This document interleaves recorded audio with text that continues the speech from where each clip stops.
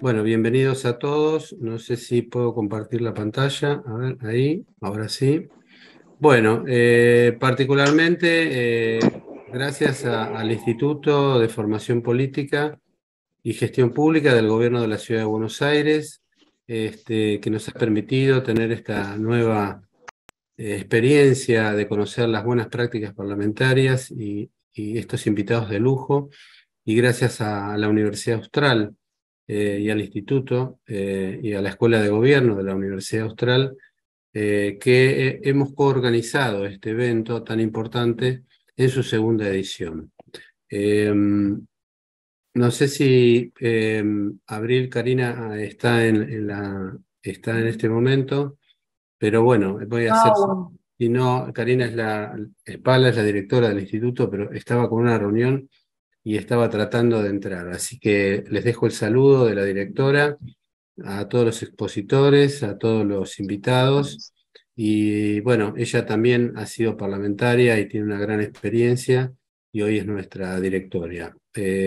Bueno, básicamente quería hacer una brevísima introducción para presentar a Juan y al resto de los expositores, vinculados un poco con la temática que hoy nos convoca, particularmente los nuevos escenarios internacionales en el siglo XXI tienen en particular esta primacía de los asuntos económicos sobre los tradicionales, la multipolaridad del sistema internacional, los sistemas de alianzas económicas construidas a través de bloques comerciales y esta creciente internacionalización de todos los ámbitos relacionados con los distintos espacios de integración supranacional, de carácter regional o sectorial, han dado y han generado la proliferación de organizaciones transnacionales. En particular, este paradigma del desarrollo y de la globalización empezamos a visualizar ya hace muchos años los nuevos actores, que son los partidos políticos, los parlamentos, los empresarios, las ONG, y este nuevo paradigma nos empieza a convocar a hablar de paradiplomacia. Y en particular, los nuevos protocolos de interacción generan un sistema muy complejo y dinámico que comprende justamente las delegaciones parlamentarias, que buscan, junto con el Ejecutivo, defender los intereses nacionales, reafirmar la paz mundial, consolidar el derecho internacional y involucrarse de manera activa en todo lo que significa la agenda global. Por eso hoy vamos a escuchar, vamos a conocer a tres expositores tan importantes y con tanto prestigio que tienen que ver con distintos enfoques desde cada uno de sus países de la participación activa de la diplomacia en los conflictos, en los desarrollos, en los escenarios internacionales. Voy a adelantar por una cuestión de tiempo y fundamentalmente voy a ceder la palabra al doctor Juan de Dios Incunegui, que es director ejecutivo de la Diplomatura Internacional en Diplomacia Parlamentaria y quien nos va a presentar en particular a los tres expositores de hoy. Juan, te cedo la palabra. Muchísimas gracias, Marcelo. Muy buenos días a todos. Muchas gracias a Karina Espala, a su equipo y obviamente a vos también, Marcelo, por el trabajo conjunto que venimos desarrollando desde el año pasado entre el Instituto de Formación Política y Gestión Pública de la Ciudad y la Escuela de Gobierno de la Universidad Austral, que es la que represento. Quiero agradecerle a todos su presencia e interés por la diplomacia de los parlamentos y destacar muy especialmente la generosidad de nuestros panelistas. Son tres líderes políticos de primer nivel que acumulan una vasta experiencia en el ámbito de las relaciones internacionales y de los asuntos globales. Permítanme, por favor, decirles que a diferencia de las típicas referencias a la diplomacia parlamentaria en términos conceptuales o meramente operativos, muchas veces vinculados a aspectos más bien protocolares que de fondo, en esta oportunidad escucharemos tres testimonios concretos sobre asuntos de actualidad sumamente relevantes no solo para garantizar el respeto de los derechos humanos, la paz y la seguridad internacional, sino además brindar apoyo a la cosmovisión de un mundo basado en reglas en el que se respeten las libertades y se promueva el progreso genuino de las naciones. Siempre, obviamente, intentando alcanzar esos objetivos comunes que ha definido las Naciones Unidas en la Agenda 2030.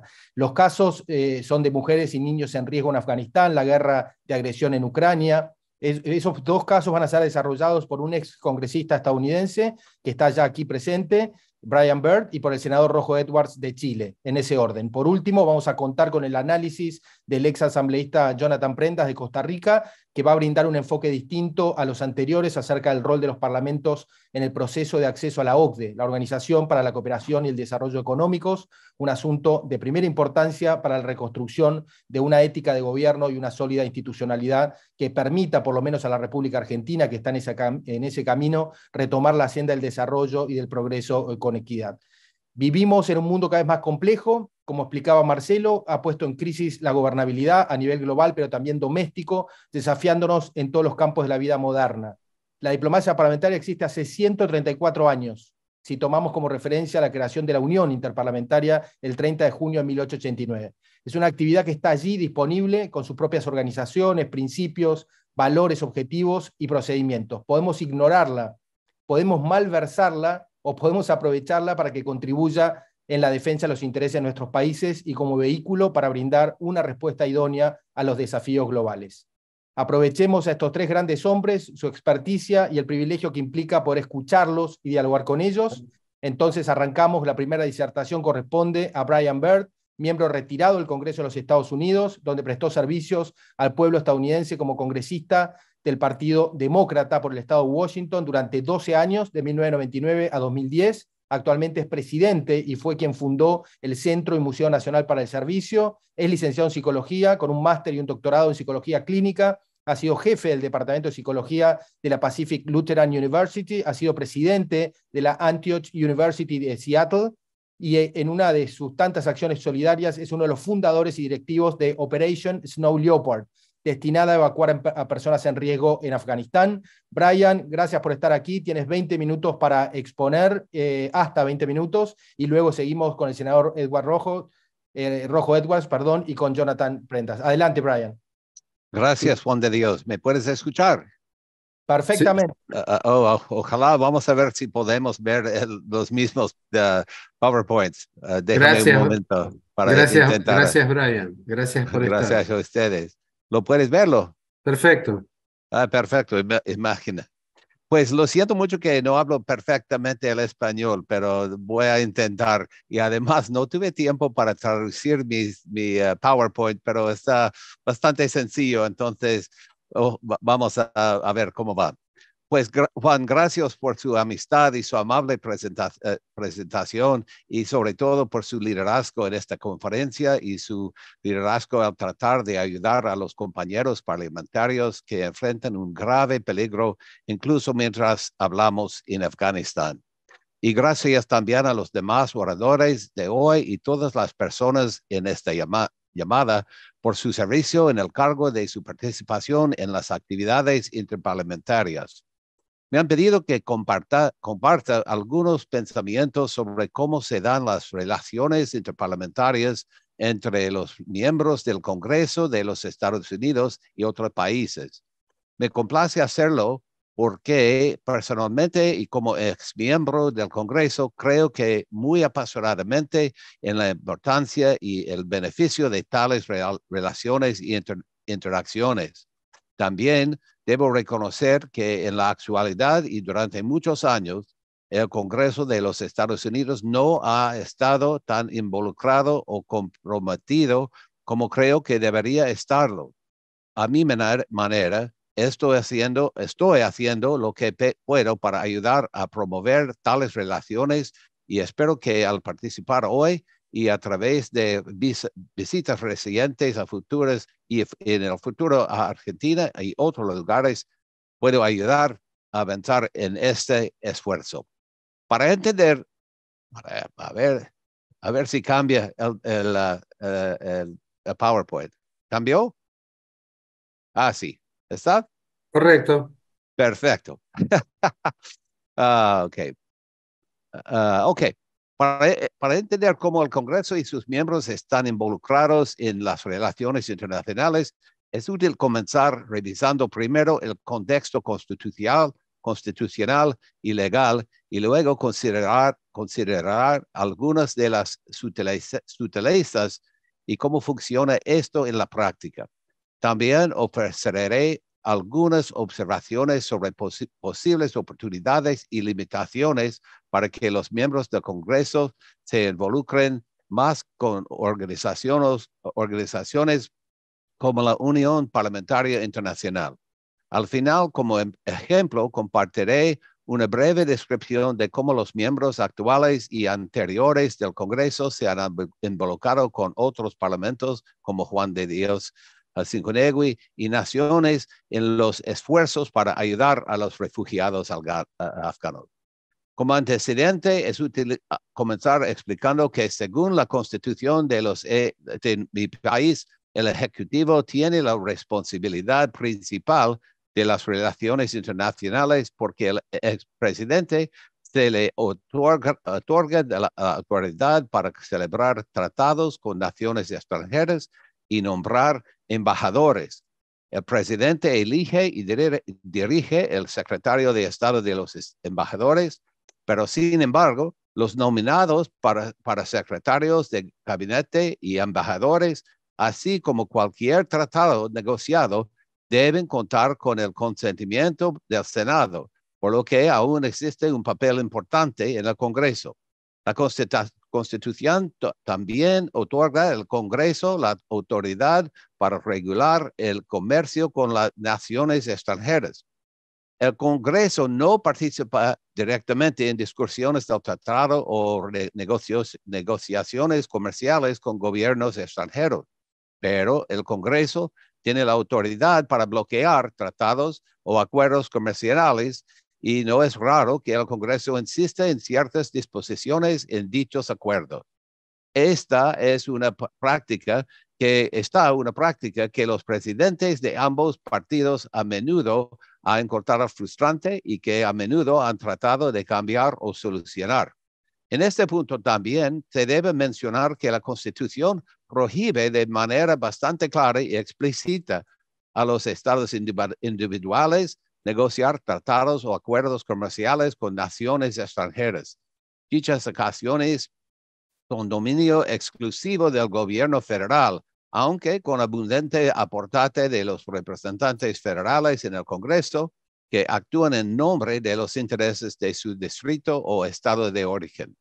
También se debe enfatizar que desde el principio ha habido tensión entre los poderes legislativo y ejecutivo.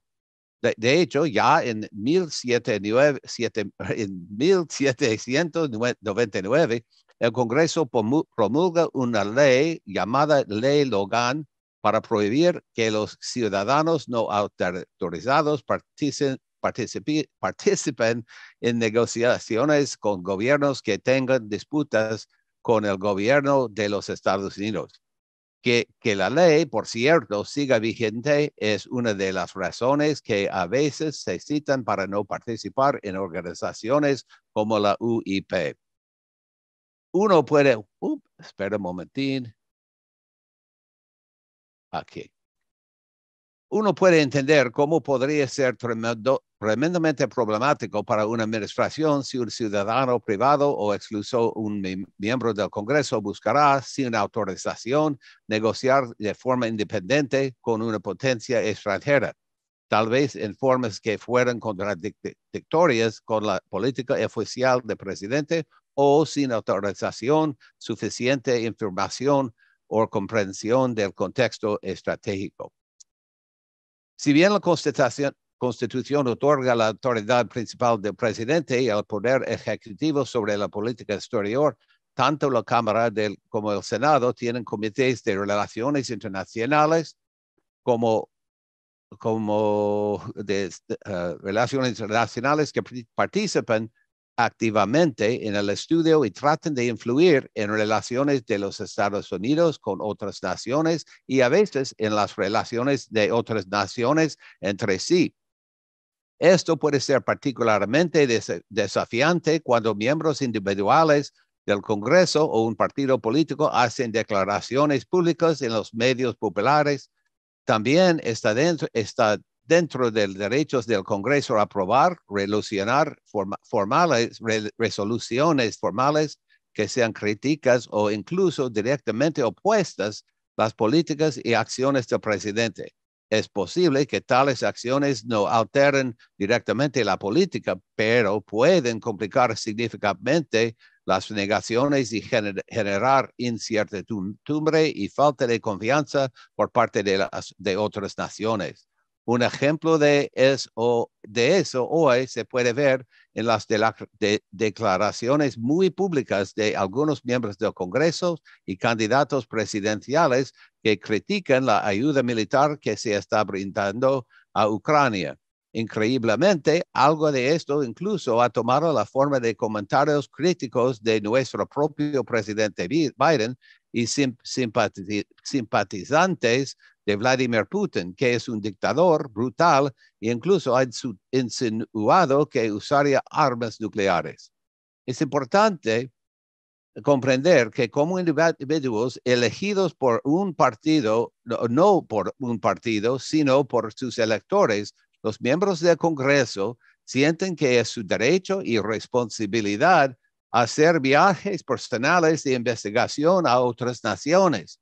Dichos viajes se conocen como CODELs, que es una contracción de las palabras congresional delegación.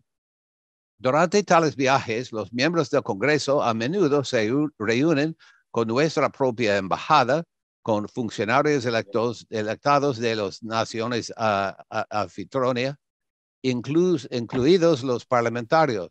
No es raro reunirse también con ciertos gabinetes o agencias con líderes o otros partidos políticos. CODELS también se reúne con líderes empresarios, en ocasiones líderes militares y en algunos casos con personas reconocidas por defender los derechos humanos o otros temas importantes. Tales visitas pueden ser muy útiles para los miembros del Congreso y se espera también para los parlamentarios de la nación, porque pueden brindar observaciones directas y relaciones que no están filtradas por la posición oficial o por la cobertura de los medios. Mi conjetura es que muchas de las personas en esta llamada hoy han tenido la oportunidad de participar en tales reuniones con delegaciones estadounidenses, visitantes y muchos también pueden haber hecho viajes similares a nuestro país. Ojalá que han tenido tales experiencias, espero sinceramente que hayan sido positivas. Al mismo tiempo, también soy consciente de que tales interacciones pueden ser complicadas. En ocasiones, ciertos miembros del Congreso han dicho o hecho cosas vergonzosas y insensibles. Para bien o para mal, los miembros del Congreso no tienen miedo ni duden en decir lo que piensan y sea que realmente no sepan o no de lo que están hablando o no hayan considerado las consecuencias de lo que están diciendo. Además, en los últimos años, la larga tradición de no criticar públicamente el propio gobierno mientras está en el extranjero ha tenido mucho menos peso. Otra forma en que miembros del Congreso abordan las relaciones internacionales es a través de la creación y participación en caucus o grupos de estudios que se enfoquen en una región o nación específica. Espera un momentín. Sí, estoy adelantando un poco por el tiempo. O sea, para bien o para... A veces un caucus se dedica especialmente a apoyar las relaciones amistosas con otros países, como a menudo se refleja al título del caucus. Por ejemplo, hay una caucus que se llama Amigos de Jordania. En otras ocasiones, un caucus puede crearse o por preocupación o antipatía hacia otra nación. Otra forma tremendamente importante y poderoso es lo que el Congreso desempeña un papel en la exterior es a través del llamado poder de la bolsa. Según la Constitución, el Congreso controla todas las apropiaciones de fondos. Esto significa que si el Congreso desaprueba una acción o programa específico de una administración, el Congreso puede aprobar una resolución declarando explícitamente que ninguno de los fondos asignados a una agencia específica puede usarse para hacer un propósito o acción específico. Por ejemplo, el Congreso puede tratar de reducir o aumentar la ayuda exterior o militar, y esto puede estar en contradicción directamente con la política del presidente. Una vez más, existe mucha tensión en torno a esta práctica desde una perspectiva tanto constitucional como legal, con el poder ejecutivo resistiendo ferozmente y a menudo resistiendo tales acciones que ven como una intrusión o interferencia. Por el otro lado, los miembros del Congreso sienten casi lo mismo. También debo mencionar aquí que los miembros del Congreso, como a menudo continúan participando extraoficialmente en políticas y relaciones internacionales después de dejar el cargo. A veces esto es a través de la participación con el US Asociación de Exdiputados. Otras veces es simplemente por intereses y relacionales personales. Los grupos de miembros viajan internacionalmente y aunque no representan la política oficial, pueden tener un impacto positivo al transmitir sus impresiones personales no oficiales, pero sinceras, y información sobre cómo el Congreso, la administración o el público de nuestro país piense o siente sobre un tema. Finalmente, también que debe reconocerse que un número significativo de miembros del Congreso, ex-Congreso, se emplean como cabilderos o asesores pagados, o que llamamos lobbyists en inglés, o asesoran directamente intereses extranjeros en sus relaciones con el gobierno de nuestro país. Esto no está exento de controversia y personalmente creo yo tiene un potencial de crear importantes conflictos de intereses y dilemas éticos. Con esta breve descripción, debo decir con una gran decepción personal que reconozco que faltaba algo importante en la descripción que acaba de ofrecer. Ese elemento que falta es la participación formal del Congreso de los Estados Unidos en organizaciones como la Unión Interparlamentaria. Creo que es desafortunado que los miembros del Congreso de mi país no participen actualmente en la organización formal de los parlamentos internacionales, incluidos muchos participantes en esta conversación. Me parece especialmente desafortunado que estemos más comprometidos con colegas de ambos continentes de las Américas y el Caribe. Hablando por experiencia personal, creo que los miembros del Congreso podrían aprender y beneficiarse mucho de tales relaciones. Una de las muchas razones por las que creo que la participación sería beneficiosa es que les daría a los miembros del Congreso o parlamentos de varios países la oportunidad de escucharse directamente a unos otros a través de conversaciones personales, que como todos en esta llamada aprecian, puede ser mucho más abierta, honesta y informativa que las audiencias o discursos públicos formales o en la prensa.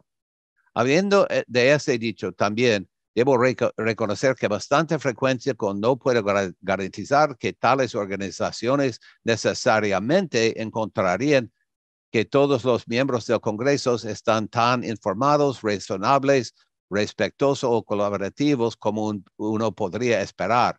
De hecho, bien podría ser que algunos miembros del Congreso buscan participar en tales organizaciones, francamente, desafortunadamente, con el propósito explícito de causar problemas o encontrar otro lugar en el que mostrar su ignorancia personal, arrogancia o extremismo. Como dice el dicho, ten cuidado con lo que deseas. Pero para terminar, quisiera dar un ejemplo de cómo podría funcionar por el bien una cooperación entre congresistas ex y currente. Como bien saben todos, fracasamos,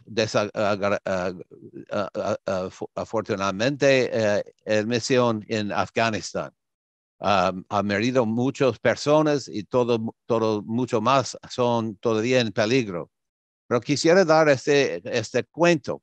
Tuve la oportunidad de conocer a Juan de Dios en una discusión más o menos como en los días primeros del COVID. Nos conocimos, tuve mucho respeto a Juan y formamos una amistad. Entonces, cuando llegó un tiempo de la caída sorry. Are we okay? Slide's good. Yeah, sorry. I think I lost my slide, did I? No problem, Brian, it's okay. Okay, I'll just finish with this. So, what happened, lo que quiero decir es que por haber conocido a Juan en este intercambio, formamos un grupo para intentar ayudar los afganos, incluidos ex parlamentarios que estuvieron en muchísimo peligro de los talibanes. En esta forma, llegó a la presentación de ustedes en la resolución de IPU, y ojalá que con esta resolución y el trabajo de todos ustedes podemos ayudar a afganos, sobre todo las mujeres que fueron miembros de su parlamento, a escapar y llegar a un país donde se pueden dar bienvenido y cuidarles como queríamos si estuvimos en la misma condición. Con esto, en el interés del tiempo, quisiera decir gracias por permitirme hablar con ustedes y ojalá que podemos continuar trabajando juntos para ayudar a los parlamentarios de todo el mundo que están amenazados por cualquier motivo. Gracias, Juan, y gracias a todos. Excelente, excelente, Juan. Permitime, Brian, your Spanish is excellent. And, congratulations. And muy amable, señor. Thank you gracias. very much. Juan, te dejo la palabra para continuar con el ciclo de acuerdo a las presentaciones, y sabemos que las pueden ir haciendo en el chat y las vamos a ir reproduciendo para que hacia el final podamos hacer un intercambio. Juan, por favor. Muchísimas gracias, Marcelo. Muchas gracias, Brian, por tu presentación y por tu honestidad y tu valentía siempre que hablas. Tu peso como ex congresista con una gran experiencia creo que es valiosísimo. Es un privilegio tenerte aquí con nosotros. Pasamos al segundo panel entonces. Voy a presentar a Rojo Edwards. Es ingeniero civil industrial y político del Partido Republicano de Chile. Ha sido diputado por 2 periodos, entre 2010 y 2014, y entre 2014 y 2018, y actualmente senador de la República de Chile desde el 2022 hasta el 2030. Es un líder en diplomacia parlamentaria, lo he visto con mis propios ojos actuando, con una destacada actuación como miembro de la delegación permanente de la Unión Interparlamentaria en representación de Chile. Adelante, senador. Muchas gracias por estar aquí. Gracias, Juan de Dios. No sé si se escucha bien o no. ¿Sí? ¿Se escuchan? Bueno, primero saludarlos a todos, a ti, Juan de Dios, a ti, Marcelo, darle las gracias por la invitación también al Instituto y a la Escuela de Gobierno de la Universidad Austral. Saludar también al expositor previo, Brian Bird, que pedía disculpas por su español está perfecto, y yo creo que habría que ver si nosotros acá en Argentina y Estados Unidos podríamos hacer esa misma presentación en inglés, así que pasó todas las vallas muy bien, Brian, por su presentación. Oye, antes de empezar, quiero decir 2 cosas rápidas, Juan de Dios, con tu permiso. Primero, como senador chileno, quiero decir el cariño y la admiración que tenemos los chilenos por el pueblo argentino. Y espero que la integración que tenemos el día de hoy, en las próximas décadas, se profundice lo más posible. Así como los argentinos empatizan con el dolor, los dolores chilenos, los chilenos también empatizamos con las dificultades que ocurren en Argentina, los niveles de pobreza, la inflación. Por lo tanto, creo que somos pueblos que tenemos que caminar en conjunto, unidos hacia el futuro. Respecto a lo que mencionaba Brian Bird, quería hacer un comentario. Fíjese que después de casi 30 años, el mes pasado vino una delegación de senadores americanos a Chile. Yo soy miembro de la Comisión de Relaciones Exteriores de Chile y también soy presidente del Grupo de Amistad Chileno-Americano. Vino Bob Menéndez, Tim Kaine y Bill Hagerty. Y tuvimos una reunión como el Grupo de Amistad y también como Relaciones Internacionales. Y fíjate que logramos dos cosas súper importantes para Chile. Primero, destrabar, desde el año 2010 que está trabado el tratado de doble tributación entre Chile y Estados Unidos, y logramos el compromiso, en este caso el presidente de la Comisión de Relaciones Exteriores de Estados Unidos, que es Bob Menéndez, de apurar la aprobación y ojalá aprobarla este año. Y también si que se iba a hacer alguna modificación que se haga de manera que no tenga que pasar por el Congreso chileno, o sea, apurarlo para que tengamos un tratado de doble tributación que hoy día está descansando en el Senado y no en el Ejecutivo, hablando de diplomacia parlamentaria. Y segundo, que en Chile había un problema muy grande de exportaciones de carnes, porque hubo un pequeño brote de gripe aviar. Entonces la carne de pollo estuvo restringida en la exportación a Estados Unidos y logramos que la zonificación del área de influencia de la gripe aviar se relacionara en igualdad de condiciones que las zonificaciones que se hacen en Estados Unidos, y eso permitió, y eso permite, porque está en proceso, salvar casi 2.000 empleos de chilenos. Así que la diplomacia parlamentaria en este caso creo que tuvo sus frutos. Ahora, yo tengo una presentación, Juan de Dios, vamos a ver si es que la puedo presentar para empezar a compartir. No sé si se alcanza a ver ahí. Sí, ya estás habilitado. Correcto, Edward. Ya. Ahora, deme un segundito para... Eso, ahí está. Ya. Ya, yo voy a hacer una presentación utilizando el caso de Ucrania, pero enfocada en lo que es principalmente este seminario, que es de diplomacia parlamentaria. Ya vimos el ejemplo de Brian y con lo que le estaba comentando lo que pasó en Estados Unidos y Chile. Y para esto yo voy a hacer una pequeña, quizás, provocación o tesis de esta presentación que pretendo desarrollar en los próximos minutos. Y es la primera tesis que quiero comentar es que la diplomacia parlamentaria es muy importante.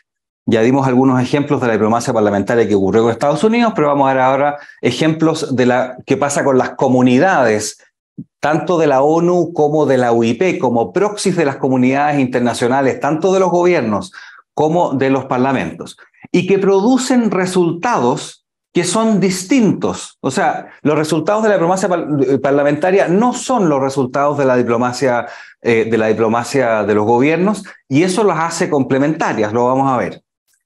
Una de las diferencias que tienen, que lo propongo como propuesta de discusión, de provocación, es que los gobiernos defienden primariamente el derecho internacional, los intereses permanentes de los países, la soberanía, pero los parlamentarios, además de eso, quizás con una potencia un poco menor, también defendemos ciertos principios que consideramos universales, principios que están dentro de nuestro código moral, en los derechos humanos, el medio ambiente, la cooperación internacional, los derechos de la mujer, etc.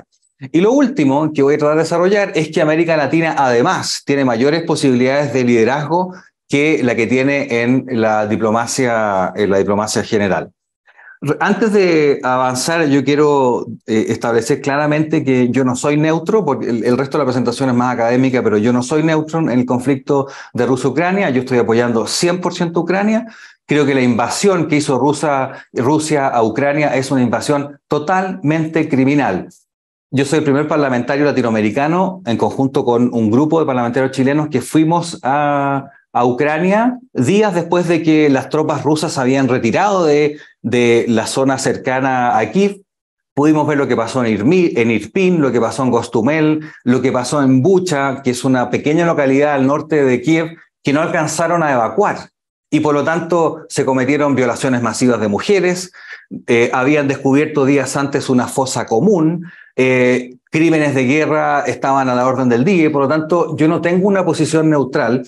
Y me duele que los gobiernos latinoamericanos no hayan sido más claros en las condenas, cosa que es bastante distinta de las delegaciones de parlamentarios latinoamericanos que sí han ido mucho más allá en el apoyo, en este caso, a Ucrania. Pero más allá de eso, vamos a avanzar. Primero, obviamente, de la teoría original de la separación de poderes planteada por el barón de Montesquieu en su libro El espíritu de las leyes, tenemos, ¿no es cierto?, los tres poderes: el poder ejecutivo, el legislativo y el judicial. El ejecutivo, obviamente, es el que tiene que actuar rápido para desarrollar la voluntad del pueblo. El judicial, la idea es que sea nulo en el sentido de que no avance, pero que sea capaz de aplicar las leyes que se entrega al proceso, que le entrega el proceso democrático a través del trabajo del poder legislativo. Ahora, al inicio de esta división eran los poderes ejecutivos los que dominaban las relaciones internacionales, pero en el tiempo, en el siglo XIX, eso empieza a cambiar. En el contexto, digamos, de la denominada paz armada, congresistas de distintos países empiezan a decir: la diplomacia tradicional hoy día está siendo demasiado secreta y demasiado enfocada en la pura defensa de los intereses de los países. Se requiere una diplomacia que también sea más abierta, sea más plural y sea más transparente. Y así se crea lo que llamamos la diplomacia parlamentaria al día de hoy, que creo que tiene su inicio, podemos decirlo así, con la Unión Interparlamentaria el año 1889, como lo vamos a ver en un segundo.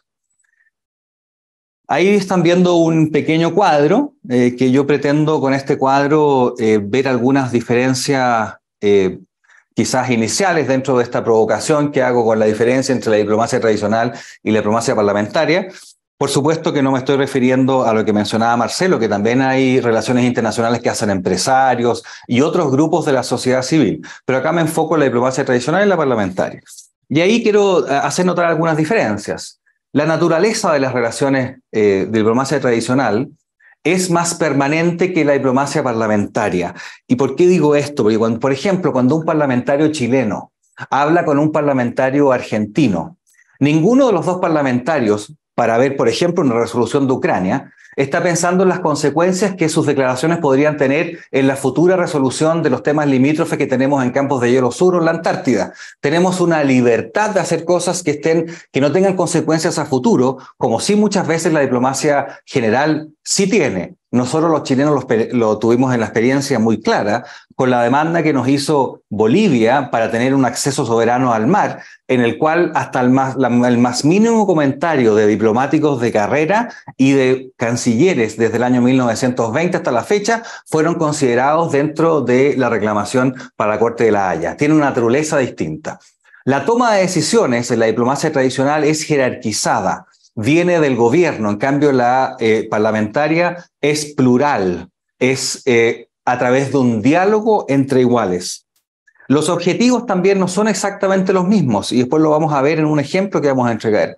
La diplomacia tradicional tiene más acuerdos internacionales, estabilidad, la protección de los intereses. En cambio, la diplomacia parlamentaria empiezan a surgir con mayor fuerza la promoción de ideas y principios universales, como son la democracia, los derechos humanos, el medio ambiente, la cooperación internacional. La diplomacia tradicional algunas veces tiene la amenaza de la fuerza en la mesa, la diplomacia parlamentaria no.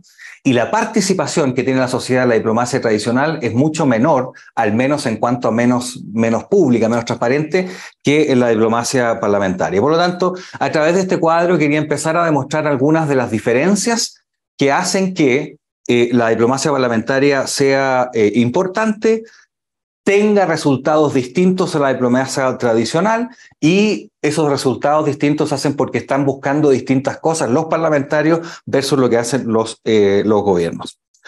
Hecho este cuadrito, voy a solamente recordar que la UIP fue fundada en 1889. La idea inicial era la búsqueda de establecer una corte de arbitraje internacional para la resolución pacífica de los conflictos. Esto es que la búsqueda de la paz y la defensa de los derechos humanos está en el germen, el inicio de esta asociación. Antes de seguir, yo les voy a comentar que hay un filósofo americano que vive en Nueva York, en la Universidad de Nueva York, que se llama Jonathan Haidt. Él escribió un libro que se llama The Righteous Mind, Why Good People Are Divided by Politics and Religion. Y el motivo por el cual lo traigo a colación es porque en lo personal, yo creo que los seres humanos tenemos ciertos códigos morales que son fruto de nuestra evolución de cientos de miles de años, o quizás millones de años, y que no tienen que ver a qué cultura pertenecemos, cuál es el contexto o dónde vivimos. Y déjenme darle un ejemplo. Por ejemplo, nosotros, todos los que estamos en esta reunión el día de hoy, somos los descendientes de quienes quisieron tanto a sus hijos que durante 12 o 14 años los defendieron en la selva, en la sabana o en cualquier lugar, dándole todo el cariño para que puedan ser independientes y después tener su vida propia cuando éramos, ¿no es cierto?, recolectores y cazadores. Y hoy día eso se traspasa a que nosotros, independiente de donde tú vivas, tengamos una preocupación por el más débil que está absolutamente codificada en nuestro hipotálamo, por decirlo de una forma. La búsqueda de la justicia es otro concepto que es derivado de la evolución que tenemos los seres humanos y que lo tenemos absolutamente todos. Por lo tanto, las diferencias culturales o políticas no están en adherir o no a estos códigos quizás morales, sino las diferencias están en quienes entendemos como el más débil, o que en casos específicos, cómo entendemos que se aplica la justicia. Y eso es independiente si usted vive en Burundi, si es pakistaní, si es chileno, si es americano. Está simplemente en nuestro desarrollo de lo que somos los seres humanos. Yo les quiero apostar a todos ustedes que si ustedes ven un cachorrito del animal más feo, o sea, una morsa, ustedes ven un cachorrito de una morsa y ustedes van a tener cariño y lo van a querer defender, porque eso está absolutamente dentro de lo que nosotros somos, la defensa del más débil, en este caso. Y por lo tanto, en la medida de que nosotros podemos ir sacando o no estar tan preocupados de las consecuencias de no defender los intereses permanentes de nuestras naciones, pueden aflorar nuestras agendas valóricas y nuestros códigos y cómo queremos avanzar hacia el futuro. Y en eso creo que la diplomacia parlamentaria tiene un rol bastante grande. Bueno, para demostrar esta pequeña tesis, nosotros hicimos el siguiente trabajo especialmente para esta presentación. Comparamos 4 resoluciones, una en marzo de la ONU y de la UIP, y otra en octubre de la ONU y de la UIP, que se fueron acordadas en la misma semana. La resolución 145 de la Asamblea de la UIP, en conjunto con la presentación de la resolución de la Asamblea General de Naciones Unidas, la ES-11/5, y la resolución 144 de la UIP y la resolución ES-11, creo que número /1.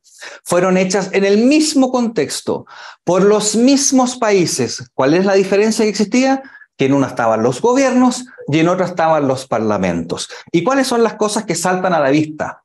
Primero, la diferencia del alcance de las materias que tratan gobiernos y parlamentarios. Para lograr las aprobaciones respectivas, probablemente los gobiernos, que son parte de la Asamblea General, ¿no es cierto?, tienen que restringir las materias tratadas, presumiblemente para lograr votos favorables y que no por temas accesorios tengan rechazos en la Asamblea, ¿no es cierto? Y en general, cuando uno ve los textos, las referencias principales son siempre al derecho internacional, la soberanía, la integridad territorial. Los parlamentarios, en esas mismas fechas, con sistemas similares de discusión para lograr esas resoluciones, se refieren a muchas otras materias accesorias de preocupación global. Esto se ve claramente en el foco de las declaraciones, algo pueden ver del cuadro que está ahí, si lo quieren ir leyendo, en las declaraciones de octubre. Mientras la ONU se refiere casi exclusivamente a la ilegalidad de los referéndums que había hecho Rusia para anexar las 4 provincias ucranianas que quería llevarse para su territorio y el problema de integridad territorial, la UIP, además de esas materias que las trata con toda fuerza, además incluye la creación de tribunales específicos para tratar crímenes de guerra en la Corte Penal Internacional, los problemas de inseguridad alimentaria, inflación producto de la guerra, las violaciones de derechos humanos. Otra diferencia, donde los parlamentarios emplazan y acusan, los gobiernos se limitan a recalcar la importancia de las materias. Por ejemplo, donde la Asamblea General expresa una preocupación por los derechos humanos, los parlamentarios expresamos una condena a violaciones específicas en un espacio de tiempo determinado de derechos humanos. las violaciones sexuales masivas que estaban ocurriendo, las ejecuciones extrajudiciales que pudimos ver incluso en videos y en general muchos distintos crímenes de guerra. Donde los gobiernos recalcan preocupación por ataques, por ejemplo, que resultan de la destrucción de sectores residenciales, hospitales, etcétera, los parlamentarios exigimos el cese inmediato de los ataques expresamente dirigidos a colegios, zonas residenciales, hospitales, iglesias, porque los vemos como en este caso tienen las ciudades completamente destruidas. La diplomacia parlamentaria, además, como no son lo mismo, son distintas y complementarias, llega mucho más lejos, a lugares donde, como no tenemos que cargar como parlamentarios quizás con estas consecuencias que decimos de los intereses permanentes, llegamos a lugares que los otros no llegan. Por ejemplo, en las declaraciones de marzo de la UIP y de la ONU, si bien la Asamblea General se preocupa de la situación humanitaria, incluso saca otra resolución de la parte humanitaria, la UIP no solamente se preocupa de la parte humanitaria, sino que aboga por la apertura total de las fronteras para los casos de humanitarios que vienen saliendo de Ucrania. Yo les quiero decir que yo no veo ningún gobierno, ni el chileno, ni el peruano, voy a hacer mención por lo que está ocurriendo. Ustedes saben que hoy día el gobierno peruano está enviando 300 militares a la frontera con Chile, porque algunos inmigrantes ilegales cruzaron desde Chile, venezolanos, desde Chile a Perú, y Chile también está pidiéndole la ayuda a las fuerzas militares para terminar con la inmigración ilegal. Bueno, yo no veo un gobierno, aunque sea en un contexto humanitario, siendo capaz de aprobar una tesis como la que aprobó en este caso la diplomacia parlamentaria, de algo que se necesitaba, que en este caso, ¿qué hace con los refugiados de Ucrania? O tampoco veo a los gobiernos tan claros en pedir la creación de tribunales específicos para condenar los crímenes de guerra ocurridos en Ucrania por las tropas rusas o por quien sea, como ocurrió en el caso de Ruanda o la ex Yugoslavia. Con esta tesis, Juan de Dios, no estoy diciendo que los gobiernos no defiendan principios o que los parlamentarios no defiendan los intereses permanentes de sus naciones. Lo hacemos. La diferencia es que tienen pesos relativos distintos. La siguiente lámina que tenemos acá, quiero aprovechar que está nuestro amigo Brian Bird de Estados Unidos, diciendo que efectivamente Estados Unidos es prácticamente el único país que se automargina de la UIP. Pero fíjense lo que pasó, porque Estados Unidos es el principal colaborador y líder en el apoyo a Ucrania. En la UIP no está Estados Unidos. Sin embargo, la UIP saca resoluciones que van mucho más allá y que son mucho más favorables a Ucrania que lo que logra la Asamblea General, que sí está liderada en gran parte por Estados Unidos. Entonces, sin Estados Unidos, se logran mejores resultados desde el punto de vista de quienes condenamos, en este caso, la agresión en contra de Ucrania. Entre paréntesis, quizá lo que debiésemos hacer es reevaluar cuál es la influencia que pensamos que tiene Estados Unidos a nivel blando, más allá de a nivel de tanques o de aviones. Quizás es menor que la que generalmente se cree que tiene. Y lo último, la última línea, pueden ver las votaciones. O sea, en el caso de la Asamblea, las resoluciones de Ucrania tienen alrededor de 40 entre rechazos y abstenciones. En las resoluciones de la UIP, resoluciones mucho más duras, tienen alrededor de 9 delegaciones en contra. Y en la última tuvo solamente 1 y en la penúltima tuvo solamente 5. Por lo tanto, en resumen, por lo menos de esta pequeña comparación que ofrezco, entre resoluciones hechas en los mismos tiempos entre todos los parlamentos y todos los gobiernos, los parlamentarios del mundo acordaron resoluciones más amplias que la Asamblea General, más audaces, más enfáticas y que incluyeron un espectro mucho más amplio de principios. Y lo hicimos sin el apoyo de Estados Unidos y se lograron mejores votaciones en general. Ya, y ahora vamos a terminar porque me pasaron un pitito. No sé si eso es porque te llegué a los 20 minutos, Juan de Dios, pero no. Ya, entonces, como conclusión de esta pequeña tesis que presentamos de la importancia de la diplomacia parlamentaria, pareciera que la diplomacia tradicional está más enfocada en cosas distintas que la diplomacia parlamentaria. Que la diplomacia parlamentaria se preocupa más, ambos se preocupan de todos los temas, pero está dispuesta a llegar más allá en la defensa de sus principios, En cambio, la diplomacia general tiene siempre los intereses permanentes demasiado salientes y hacen difícil avanzar en otras materias. Después, pareciera que la diplomacia parlamentaria, por lo tanto, se puede transformar en una especie de compás moral de la diplomacia en general, pero obviamente es un compás moral que no sufre las consecuencias en el futuro de sus acciones. Por lo tanto, es un compás moral importante, pero que es complementado, a mi juicio, por la diplomacia de los países. En el contexto de los parlamentarios, yo creo que América Latina logra éxitos de liderazgo a nivel mundial mucho más grandes. Acordémonos de que de las últimas 3 declaraciones que ha hecho la UIP, 2 fueron lideradas por los latinoamericanos, en particular por Chile en la Asamblea de Octubre, y por Chile y Argentina, en conjunto con la senadora Lucila Krexel, que hizo una excelente labor para liderar en conjunto con Ucrania, Holanda y Alemania la resolución de marzo, que también toca el tema de Ucrania, aunque de manera más tangencial. Penúltima conclusión, yo creo que la diplomacia parlamentaria tiene un rol que jugar en la paz internacional y en la resolución de conflictos en general, porque tiene una forma distinta de ver las materias internacionales. Lo anterior, eso sí, debe ser temperado, por cierto, muchas veces porque la diplomacia parlamentaria parece no tomar en consideración con suficiente fuerza los intereses de las naciones que deciden finalmente utilizar la fuerza, y eso claramente puede ser una falencia.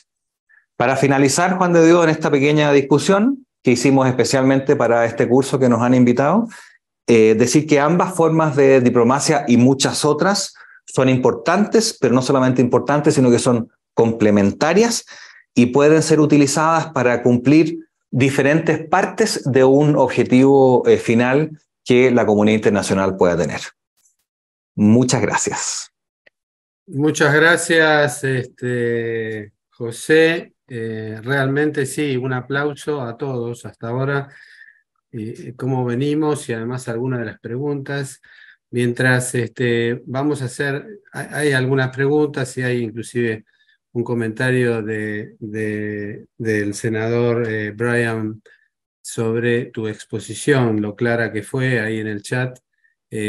Así que gracias, Brian, también por compartirlo. Simplemente, Juan, antes de presentar a Jonathan Brendas, me permito una digresión y un comentario, como para ir entrando en el debate que va a ser muy fructífero al final.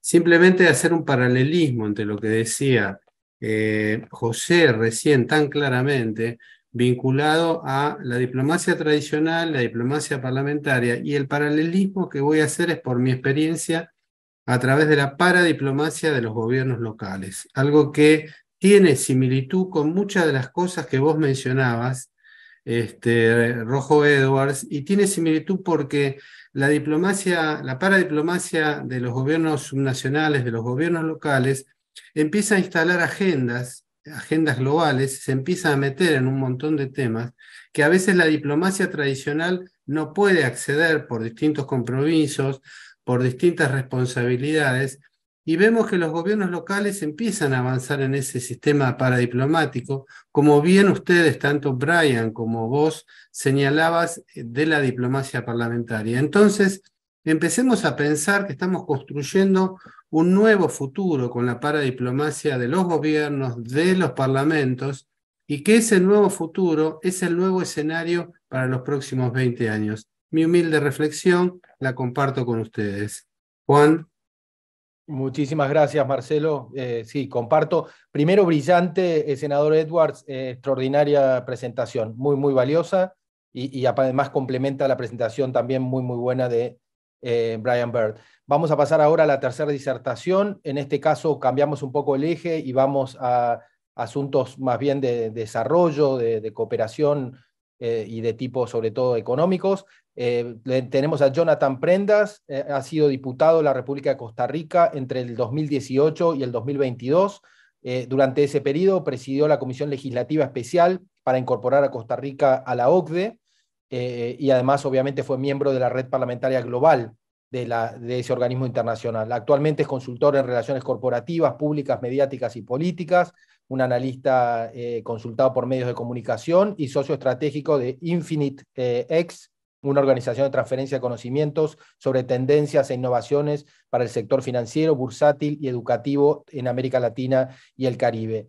Nuestro invitado ha sido expositor principal, invitado por OCDE, en la última reunión que hizo en París, en su sede, en la cual participaron por lo menos 6 o 7 legisladores nacionales, entre senadores y diputados de la República Argentina, escuchándolo, por lo mismo que va a decir aquí, cómo fue la experiencia de Costa Rica para ingresar como miembro pleno a la OCDE. Así que adelante, va a ser muy interesante escucharlo. Jonathan, el piso es suyo. Gracias.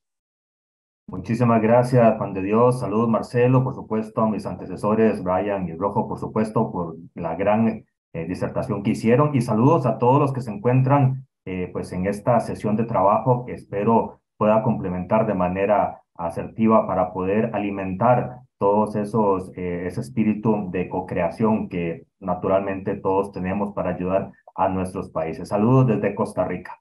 Voy a proyectarles esta presentación, con la cual espero poder transferirles la información correcta en función de lo que Juan de Dios nos establecía como un parámetro de trabajo, que era el comportamiento diplomático de los parlamentos en un caso concreto, que es el de la OCDE. ¿Cómo fue que Costa Rica, un país que todavía está en camino para poder lograr muchos de estos objetivos de desarrollo, pudo en el año 2021 accesar pues de manera muy correcta todos los parámetros que la OCDE en sus distintos comités, los 22 comités de evaluación, nos hicieran para poder establecernos como miembros actuales y formales de la organización?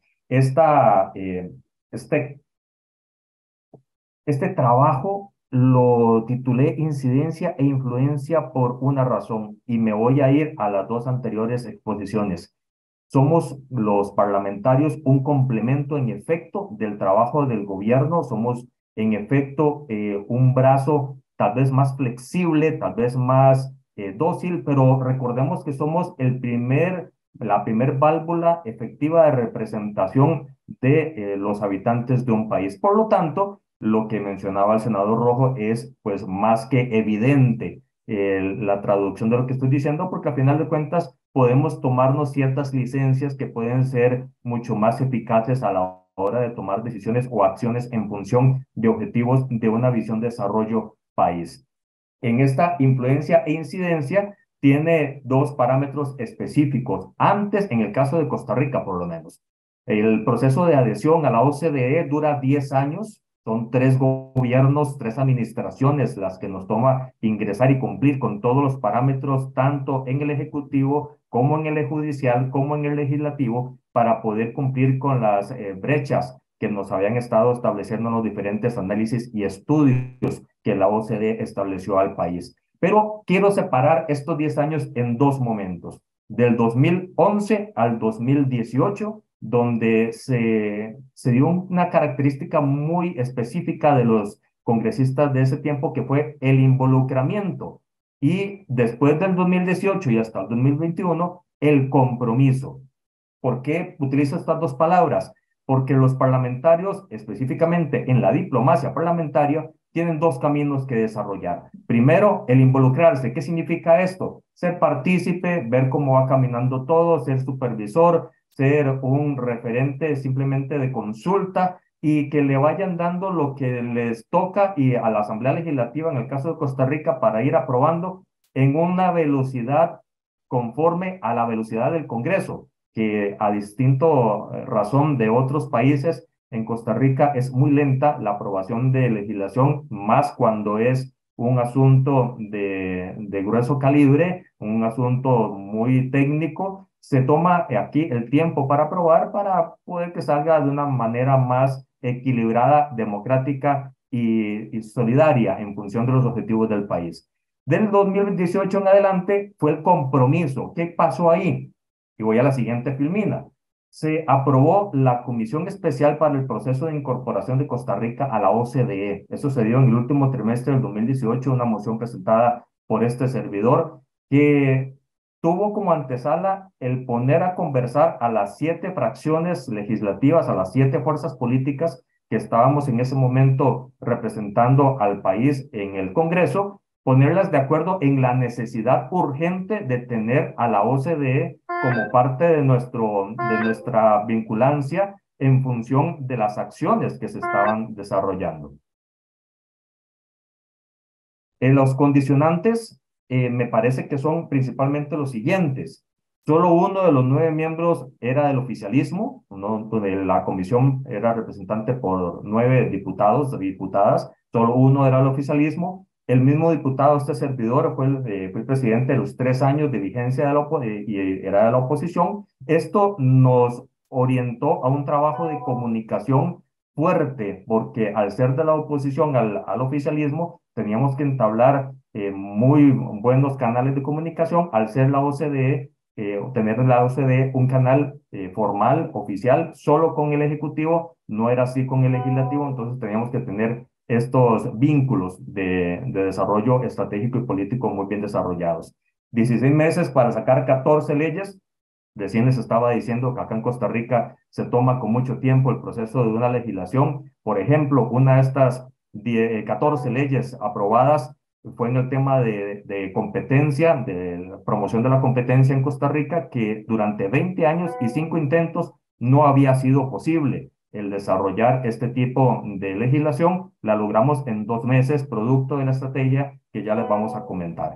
El convenio de adhesión oficial, después de aprobar los 22 comités a nivel diplomático, se tomó un año de aprobación, pero fue por un factor de la Sala de lo Constitucional en Costa Rica que tiene que evaluar y revisar que no choque con nuestra constitución política el tratado que se iba a aprobar con la OCDE. Beneficios, pues ahí lo tienen en sus pantallas: especialización de 9 diputados en la mayoría de las fuerzas políticas, un equipo de legisladores que sensibilizaron a los 48 restantes, somos 57 o son 57 congresistas en Costa Rica, un reflector de alta resolución que puso el tema del primer orden de la necesidad, y los diputados pues nos convertimos en ese momento en facilitadores del proceso, un canal de comunicación interno y externo, y aquí es donde entra la aplicación y la ejecución de la diplomacia parlamentaria.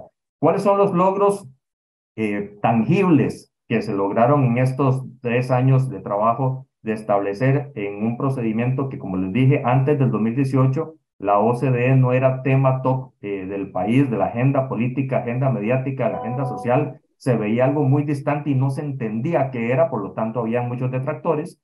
La OCDE logramos posicionar el discurso a raíz de las visitas que hicimos a la OCDE, el grupo de los 9 diputados de la comisión. Fuimos a la OCDE por varios días, nos vimos en imperiosa necesidad de conocer más a fondo, de entablar comunicación más directa y de ver cómo era que se entendía lo que la OCDE establece para cada país.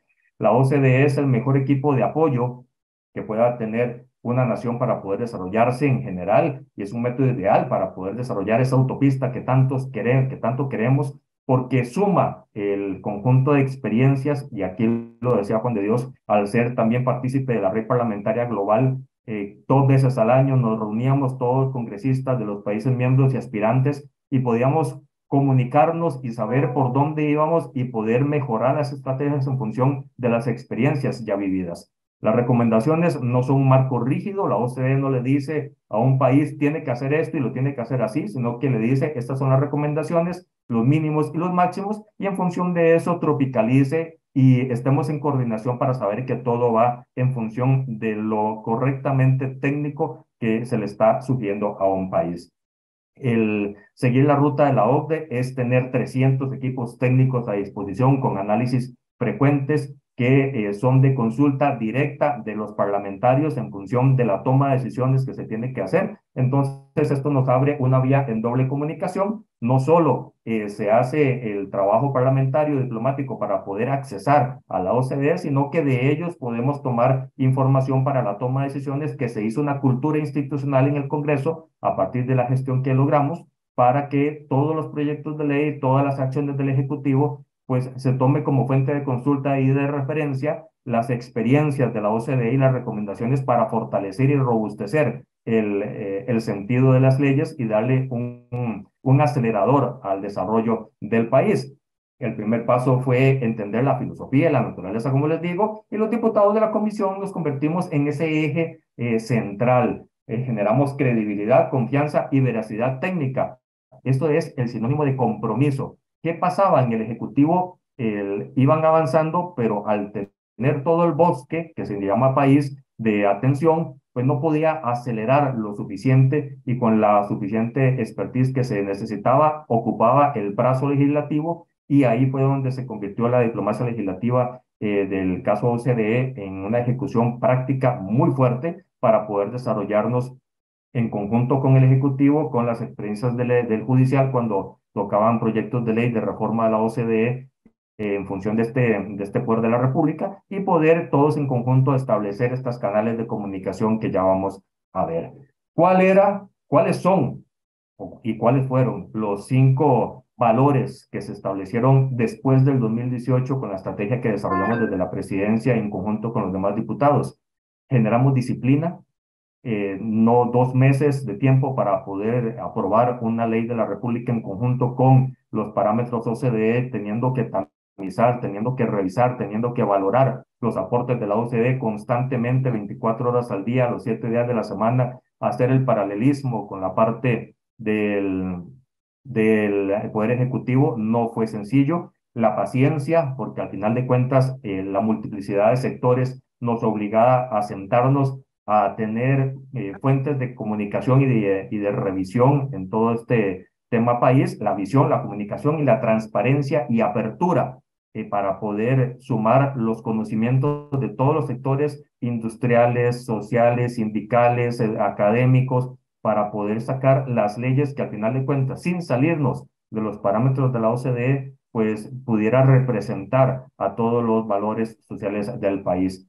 ¿Contra qué se luchó esta diplomacia parlamentaria que tenía ese canal de comunicación abierto, oficial y extraoficialmente con la OCDE? Se luchó contra los intereses creados, que yo creo que es algo que todos los países latinoamericanos pues vivimos de muy fuerte resonancia, la comodidad de diferentes sectores que no quieren que se cambien las cosas porque están muy bien así como están, la desinformación en esta época de mucha red social y de mucha área de la contención nacional, pues es pues importante tomarlo en consideración y luchamos contra las coyunturas y presiones que se podían estar estableciendo para poder generar los acuerdos. Y como les dije, el mejor ejemplo es la ley de promoción de la competencia, donde 20 años se intentaron hacer cambios en beneficio de la sociedad y donde algunos sectores decían que los iban a perjudicar, entonces se torpedeaban los procesos y al final de cuentas en 2 meses logramos sentar a todos al mismo tiempo con la OCDE al otro lado del teléfono para poder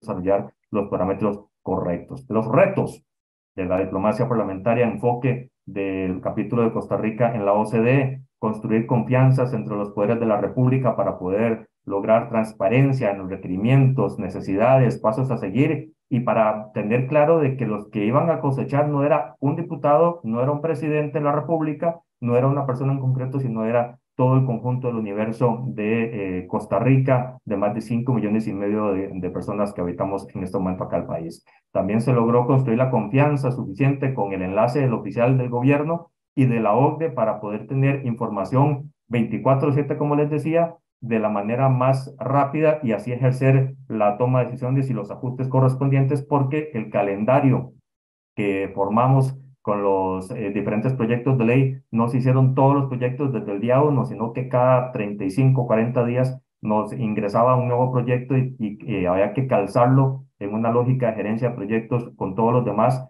y establecer los canales de comunicación multitécnico y multidisciplinario para poder desarrollarlo.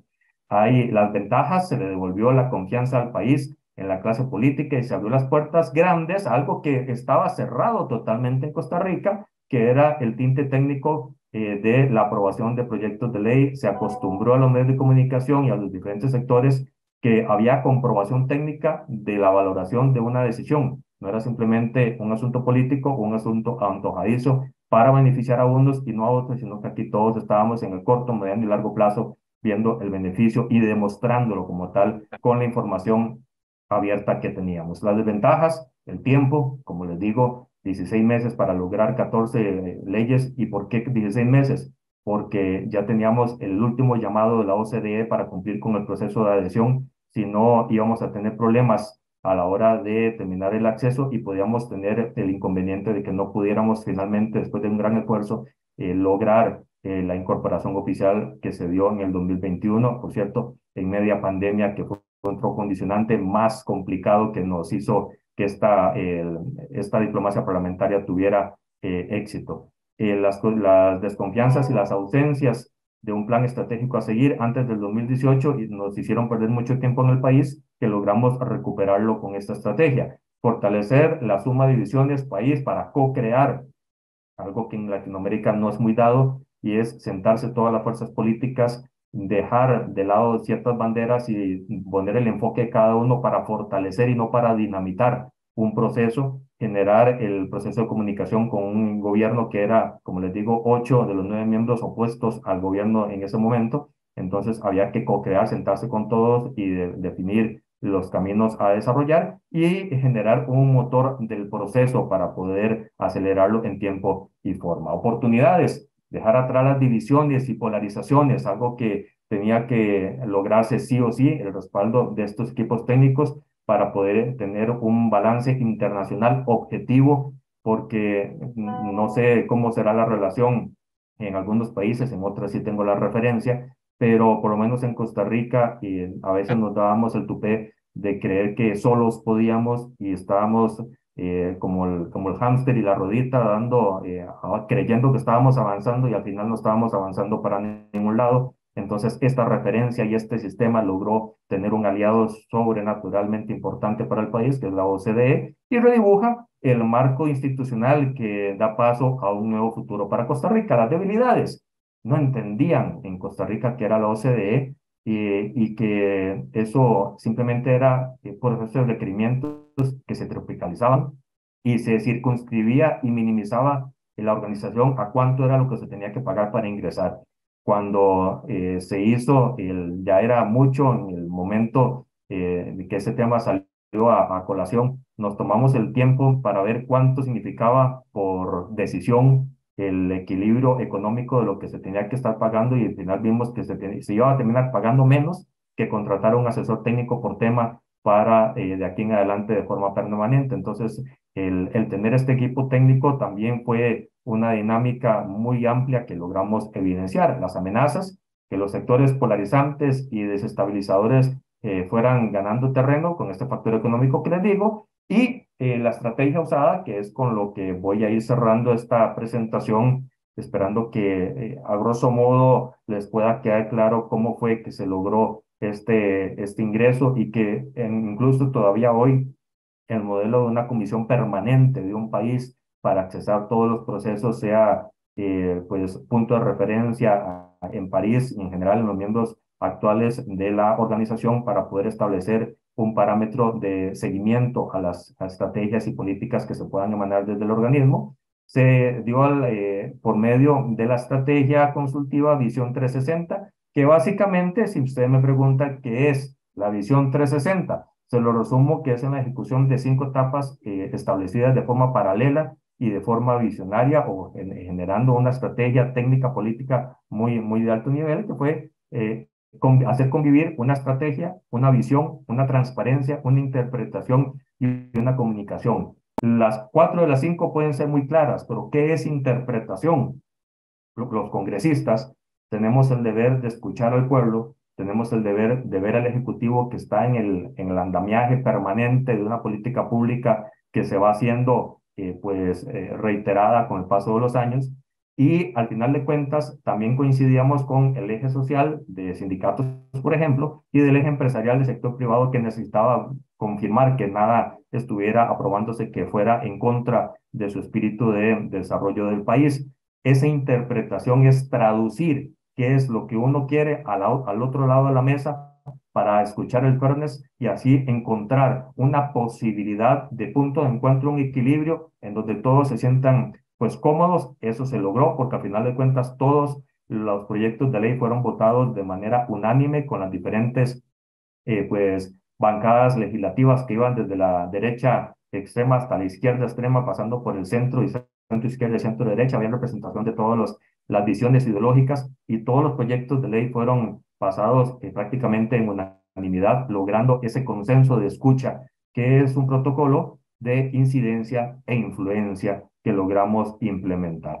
¿Cómo termino esta presentación, mi estimado Marcelo y Juan de Dios, y amigos que están en este momento siendo partícipes del evento? La mejor estrategia para lograr el objetivo es entender que solo escuchándonos es como podemos ponernos de acuerdo. Yo creo que todos los pormenores que yo les pueda dar del proceso de OCDE, lo que el senador de Chile y el congresista de Estados Unidos nos compartieron, todo se circunscribe a escucharnos, a ponernos de acuerdo y ahora sí a co-crear todos juntos, porque cuando se nos olvida que estamos trabajando por el bien de un país, pues cometemos errores, y estos procesos que hoy pues estamos compartiendo logran evidenciar que la diplomacia parlamentaria es un brazo flexible, es un brazo que pueda generar muchos objetivos, pero que al final de cuentas depende de la estrategia que se lleve, la velocidad con la que se logren establecer estos vínculos de trabajo. Esta ha sido la presentación desde acá de Costa Rica, proceso de adhesión de OCDE, de Costa Rica a la OCDE, una dinámica parlamentaria diferenciada, nunca se había logrado en Costa Rica, lo implementamos y en este momento pues ya llevamos 2 años desde el momento de que se entregó el depósito del tratado en las manos de la OCDE, y estamos muy bien, estamos mejorando y estamos dándonos cuenta del terreno que habíamos perdido simplemente por no trabajar en equipo parlamentariamente y como país. Muchísimas gracias. Bueno, gracias, Jonathan, y como sugiere Juan, un aplauso para ti también y para todos los expositores. Vamos ahora con Juana a tratar de coordinar. Algunas preguntas surgieron, algunas felicitaciones también por las excelentes presentaciones a todos. Me gusta lo que propone de escucharnos un poco, tiene que ver un poco con esto que estamos haciendo, ¿no? Estamos entre todos escuchándonos y reflexionando, y ese es el aprendizaje que podemos lograr. Pero los tres senadores, expositores, dentro de sus distintos roles, a mi criterio, han logrado transmitirnos un concepto muy importante, que es que tienen visión. ¿Qué es la visión? Esta visión del futuro, del presente, y cómo lo construimos entre todos, no individualmente. Creo que ese es un gran mensaje que empieza con Brian, fundamentalmente tratando de enseñarnos que la gente de Afganistán no quedó sola, sino que hay que ayudarla. Y a su vez que, como decía el senador de Chile, el rol de la diplomacia parlamentaria va avanzando a veces mucho más rápido que, como decía también recién nuestro expositor, va avanzando más rápido si nos escuchamos. Y luego la diplomacia tradicional tendrá sus tiempos, pero la diplomacia y la paradiplomacia como sistema nos permite construir ese espacio de diálogo. Todos han transmitido esa visión y eso nos construye futuro. Juan, vos interveniste en algunas de las consultas, si querés, podés vos distribuirlas de acuerdo a lo que hemos venido recibiendo. Sí, tenemos muy poquito tiempo, pero aprovecho para hacerle una consulta, porque aquí tenemos una combinación interesante. Jonathan Prendas, de Costa Rica, que hace 2 años ingresó Costa Rica como miembro pleno de la OCDE, obviamente por América Latina y el Caribe, pero quien tiene mucha experiencia, es uno de los pocos y de los primeros países en incorporarse a la OCDE, es Chile. Y los Estados Unidos, de alguna manera, es el impulsor de la OCDE con el famoso Plan Marshall, que aclaro algo para todo el mundo, porque aquí en la Argentina hay mucha gente que cree que se trata de un club de países ricos, pero cuando se crea la OCDE es para ayudar a países que estaban destrozados después de la Segunda Guerra Mundial, con lo cual, e inclusive otros como Corea del Sur después de la guerra del siglo pasado, del 50 y pico, con lo cual, bueno, son países que en realidad se ve que ha sido exitosa la OCDE en ayudarlos porque estaban en un piso muy, muy bajo, y lograron, pero muy bajo, con destruida su infraestructura, su empleo, sus mercados internos, un desastre. Imagínense después la Segunda Guerra lo que eran esos países, sobre todo Alemania, Italia, etcétera, Japón. Así que, no sé, a mí lo que me gustaría, tal vez si tienen una opinión con respecto a la imagen de un país y la importancia de la confianza, y esto que puede aportar la OCDE desde la diplomacia parlamentaria. No sé si tienen una opinión el senador Rojo Edwards sobre esto y una opinión Brian Byrd.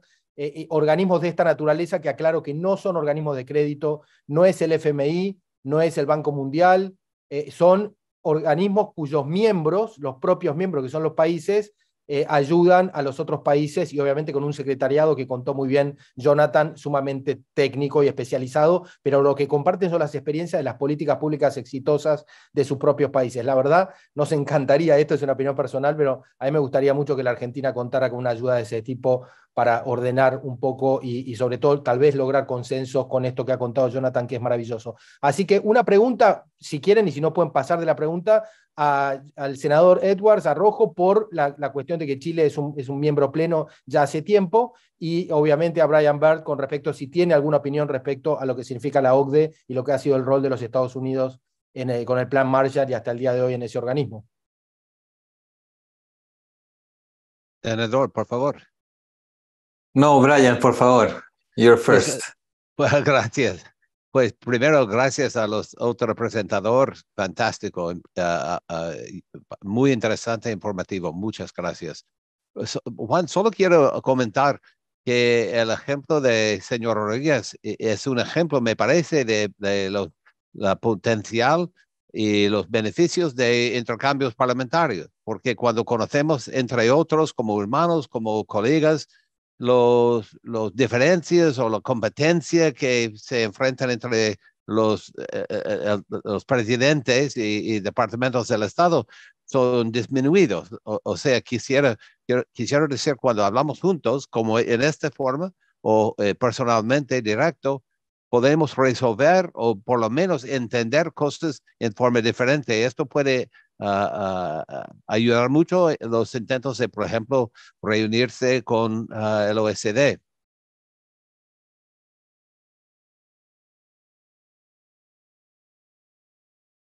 Gracias, Brian. Senador Rojo Edwards. Sí. Bueno, también agradecer, muy interesante la presentación de Jonathan y como habíamos dicho de Brian. Efectivamente voy a hacer un par de comentarios. Yo obviamente no soy experto en esto, pero voy a hacer un par de comentarios respecto a la participación de Chile con la OCDE. Primero, efectivamente, como bien decía Jonathan, es un seguro contra la improvisación. En el sentido de que, como existe esta idea de grupo, existe un intercambio de mejores prácticas. Y por lo tanto, uno tiene con mayor claridad los mecanismos para poder ver qué políticas públicas han funcionado en qué lugares y cuáles eran las condiciones en las cuales esas políticas públicas se implementaron. Yo creo que eso es una cosa que es muy buena. Tiene cosas que son también muy interesantes. Fíjate que una de las cosas que estamos discutiendo por estos días en la comisión, en una de las comisiones de que participo, fíjate que dentro de los países de la OCDE, Chile, Turquía y México son los únicos países que la desigualdad antes de impuestos es prácticamente igual, medida por coeficiente de Gini, que la desigualdad posterior a impuestos. Entonces, eso también nos hace pensar, bueno, entonces, ¿cómo estamos haciendo la acción del Estado? Que al parecer no somos capaces con la acción del Estado mejorar, en este caso, la distribución de los ingresos, que es una de las materias que los países latinoamericanos tenemos mayores problemas. Bueno, ese tipo de comparaciones, hacerlas y ver cuáles son las problemáticas que hay detrás que no permiten que los países hagan, en este caso a través de la acción del Estado, tener un buen rol, son las materias que a mi juicio favorecen de estar dentro de la OCDE. Obviamente que la diplomacia parlamentaria en esto sí cumple un rol. De hecho, una de las instituciones en que por lo menos el Parlamento chileno le da mayor importancia en diplomacia parlamentaria son las reuniones de la OCDE. Y hay varios senadores y diputados, en este caso, que tienen a su cargo poder mantener esas relaciones y poder hacer estos intercambios.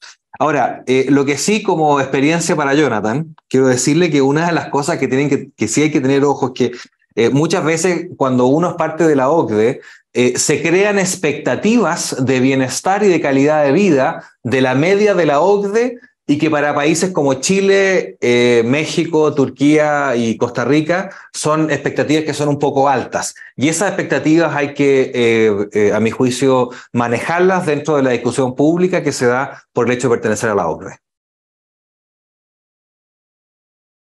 Excelente. Ustedes saben que para la Argentina es muy importante el tema OCDE, así que en el futuro seguramente, si Marcelo está de acuerdo, vamos a organizar algo más amplio, teniéndolo a Jonathan y por supuesto también invitándolos a Rojo y a Brian para discutir. No sé, Marcelo, nos quedan 2 minutos, si alguien quiere hacer una reflexión final. Lo que tenemos son muchas felicitaciones por parte de los participantes, que les agradecemos mucho el tiempo. Hemos tenido más de 90 participantes, en algún momento casi 100, así que un éxito la participación, les agradecemos mucho. Y para mí han sido brillantes las 3 presentaciones, hay mucho para pensar y para reflexionar. Después vamos a distribuir, si están de acuerdo los 3, aprovechamos para pedirles autorización para poder difundir este encuentro en las redes. Sí, Juan, bueno, primero, gracias también a vos, Juan, por este trabajo de coordinación y de compartir, digamos, lazos con diferentes expertos en temas parlamentarios. Por un tema, digamos. En el caso, creo que de nuestro país, es muy interesante escuchar las experiencias de los distintos países, pero además de las distintas temáticas. Esto nos ayuda, nos nutre, nos construye un espacio de pensamiento, como decía Jonathan, escucharnos y después seguir pensando y hablar. Creo que destacaría a Brian por su excelente idioma. Creo que nos ha sorprendido lo bien que habla, y me gustó lo que dijo José, que si tuviera que ser al revés, si tuviéramos que hablar nosotros en inglés, no sé si sería tan fluido y de tan buena calidad. Felicitaciones de todos, felicitaciones, 100 expositores, pero hubo más de 400 inscriptos, que algunos no pudieron llegar por distintas razones, pero que nos piden todas estas presentaciones, y bueno, grabaremos un video seguramente a partir del instituto y del gobierno de la ciudad, lo compartiremos cuando lo tengamos, y creo que también los invito a ustedes también, pero vamos a tener una próxima charla que se denomina Diplomacia Parlamentaria 3, con una clase magistral, digamos, sobre temas vinculados a la salud y al desarrollo global de la salud, para el 16 de mayo, ya fue compartido el link, pero que en definitiva, fíjense, hasta dónde se involucra la diplomacia parlamentaria. Va involucrándose en distintos temas como los tratados hoy, y a su vez va siendo actor principal en muchos de esos temas, sin comprometer, como decía algo tan interesante José Rojo, sin comprometer la diplomacia tradicional. Empezamos a solucionar conflictos, somos partes de la solución de los conflictos. Y esa construcción, y lo vinculo a los gobiernos locales, que es mi experiencia, mi especialidad, es muy importante porque los parlamentos resuelven problemas, los gobiernos locales resuelven problemas, los países en la diplomacia tradicional a veces están un poco trabados o comprometidos. Entonces construyamos entre todos este espacio que nos sirve para crecer. Así que gracias a los expositores, gracias a la Universidad Austral, gracias a sus países también, donde también nos traen sus experiencias, y brindemos por que esta sea una oportunidad para tener, brindemos, digamos, simbólicamente, para tener un futuro mejor para todos y para nuestros hijos. Este futuro que ustedes están construyendo y que son actores, debemos transmitirlos también a las nuevas generaciones para crear ese nuevo espacio del siglo XXI, enfrentar los retos del siglo XXI, que son muy complejos.